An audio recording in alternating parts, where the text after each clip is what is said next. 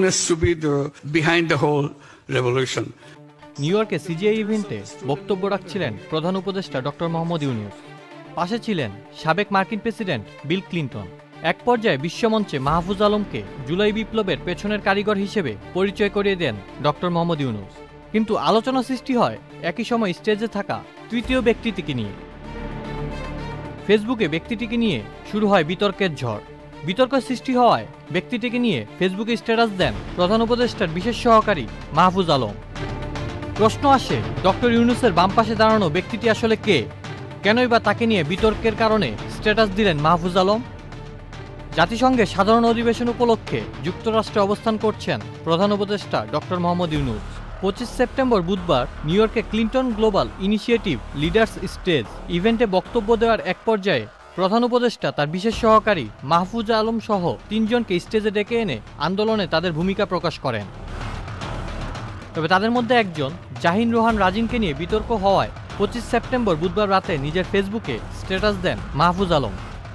স্ট্যাটাসে তিনি বলেন, সিজিআইয়ের অনুষ্ঠানে ওই ব্যক্তি অনুপ্রবেশকারী এবং অসৎ লোক। তার এই অনুপ্রবেশ নাশকতার অংশ। ওই ব্যক্তি নিজস্ব ক্ষমতা বলে সিজিআই ইভেন্টে যোগ দিয়েছেন। ডেলিগেটরা তার উপস্থিতি ও উদ্দেশ্য জানতেন না। এমনকি জাহিন রোহান ডেলিগেটদের কারো সঙ্গে যোগাযোগও করেননি।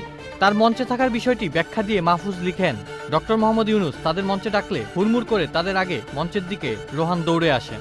তিনি তাকে মঞ্চে যাওয়া থেকে প্রতিরোধ করতে পারেননি, কারণ সেখানে তখন গণমাধ্যম ও বিশ্ব নেতারাও ছিলেন। এমনকি জাহিন রোহানের মঞ্চে যাওয়ার বিষয়টিকে ফেসিবাদী গোষ্ঠীর একটি পূর্ব পরিকল্পিত কাজ বলেন মাহফুজ আলম, যা রুখতে না পারায় আন্দোলন ও গণ অভ্যুত্থানের নেতা, সমন্বয়কারী ও যোদ্ধাদের কাছে ক্ষমা প্রার্থনাও করেন তিনি। অভিযোগ আছে, সিজিআই ইভেন্টে যোগ দেওয়া জাহিন রোহান রাজিন আওয়ামী লীগ পরিবারের সন্তান। এমনকি জুলাই আন্দোলনে তার সম্পৃক্ততা নিয়েও প্রশ্ন ওঠে। আন্তর্জাতিক গণমাধ্যম আল জাজিরার সাংবাদিক জুলকারনাইন সায়ের খানও জাহিন রোহানের রাজনৈতিক পরিচয় তুলে ধরে স্ট্যাটাস দিয়েছেন। তিনি লিখেন, আওয়ামী সমর্থক ব্যবসায়ী রবিনটেক্স গ্রুপের মালিক আবুল খায়ের মোহাম্মদ সাখাওয়াতের ছেলে জাহিন রোহান রাজিন। আওয়ামী লীগ সরকারের সাবেক স্থানীয় সরকার মন্ত্রী তাজুল ইসলামের সঙ্গেও তার সখ্যতা নিয়ে তুমুল বিতর্কের সৃষ্টি হয়। এছাড়াও ফেসবুকে বিভিন্ন পোস্টে জানা যায়, আওয়ামী লীগের সাবেক এমপি প্রয়াত অধ্যাপক মোহাম্মদ হানিফের নাতি জাহিন রোহান রাজিন। এমনকি গণভবনে সাবেক প্রধানমন্ত্রী শেখ হাসিনার সাথে তার পুরো পরিবারের তোলা ছবি 2019 সালে ফেসবুকে দিয়েছিলেন তার মা নাসরিন জাহান। তবে এই বিষয়ে জাহিন রোহান গণমাধ্যমকে বলেন, তিনি অনুষ্ঠানে আমন্ত্রণ পেয়েছিলেন একজন সিজিআই ফেলো হিসেবে। ডক্টর ইউনূস ছাত্র আন্দোলনের নেতৃবৃন্দকে যখন ডাকেন, তখন 2 বিদেশি ভদ্রলোক তাকে বলেন, বাংলাদেশি তরুণ তুমিও যাও।